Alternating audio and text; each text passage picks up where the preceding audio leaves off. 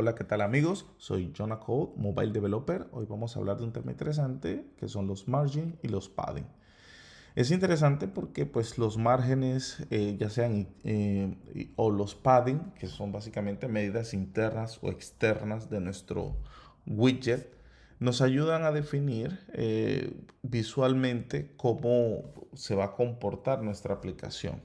Entonces, para eso, pues nosotros tenemos dos opciones. Una, por ejemplo, en este caso del container, utilizar los, se podría decir, sus propiedades nativas o utilizar un widget adicional.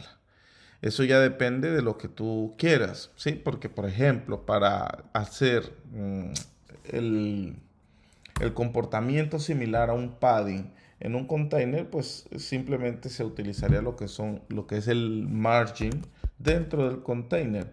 ¿Cuál es la diferencia entre usar el margin dentro del container o usar el padding? Primero, pues que aquí nosotros estamos estableciendo un widget antes que nuestro container. Lo que él establece su padding, que básicamente es como sus reglas de escritura, por lo que el container va a empezar a pintarse, va a empezar a dibujarse teniendo en cuenta estos márgenes que tienen estos píxeles. Entonces, en este caso, el padding está estableciendo que su hijo se va a empezar a pintar teniendo en cuenta que debe empezar con un margen de 10 píxeles a la derecha, 10 píxeles a la izquierda, 10 píxeles arriba y 10 píxeles abajo.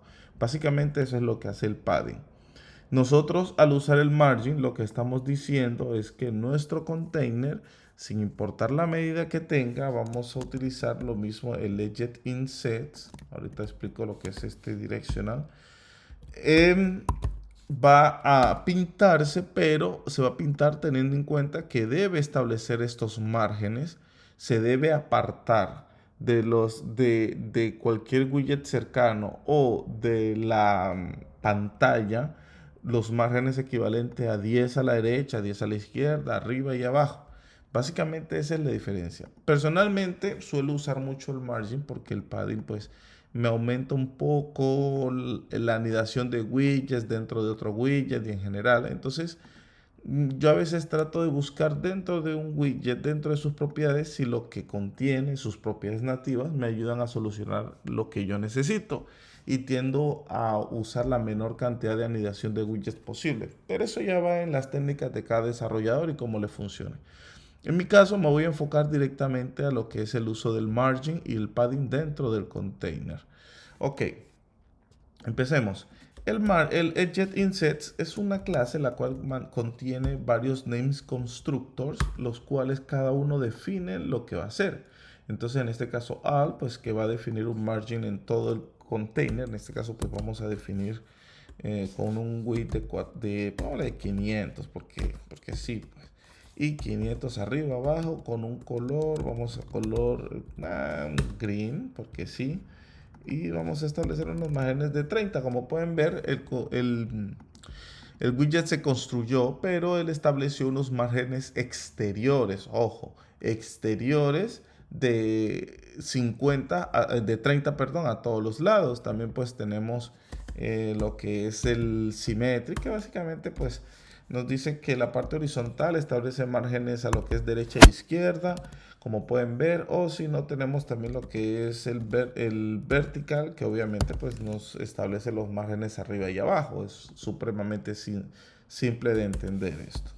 También tenemos el lerp, que es muy interesante. Este lerp lo que nos ayuda a nosotros es a establecer un margen inicial, un margen de expansión si nosotros queremos y una validación cuando es necesario usarlo. Pero esta vaina que contiene esto, usted que está explicando, muéstreme código. Vamos a ver el código, porque sí, porque aquí estamos para ver el código como es. Entonces, primero vamos a establecer nuestro margen inicial, que va a ser de 20 y luego lo vamos a establecer a 60.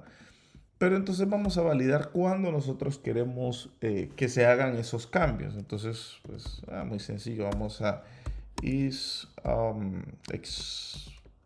expanded igual false.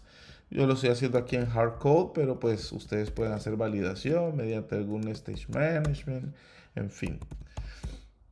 Y aquí vamos a establecer, entonces, en este contexto, el, el margen que se está implementando es de 20 a todos sus lados, pero si yo lo cambio a true, entonces va a cambiar, va a usar 60. Básicamente ese es el uso del ARP, ustedes lo pueden estudiar un poco más. ¿Qué otra cosa tenemos aquí rapidito que se me está acabando el tiempo? Tenemos aquí lo que es el direccional. El direccional es interesante si ustedes tienen una aplicación la cual es internacional. ¿A qué me refiero internacional? Por ejemplo, donde tienen diferentes sentidos de escritura. ¿A qué me refiero? Que por ejemplo, nosotros generalmente escribimos de izquierda a derecha, pero hay lugares, creo que en Arabia, no estoy seguro, que escriben al contrario, que su escritura en vez de ser de izquierda a derecha, ellos escriben de derecha a izquierda. Se acabó el tiempo. De derecha a izquierda. Entonces, establecer esos márgenes utilizando el edge inset direccional nos ayuda pues en ese aspecto. Lo podemos hacer de esta manera. Start viene siendo start, o sea, no difiere si es derecha o izquierda, sino que te dice, bueno, de dónde empieza, sea derecha o sea izquierda, entonces por eso utilizan la palabra start. Top, porque pues es arriba, no end, que no está definiendo si es el final es en derecha o es en izquierda, sencillamente está diciendo el final y punto. Entonces, básicamente, para ese tipo de casos es cuando generalmente se utiliza el jet inset direccional.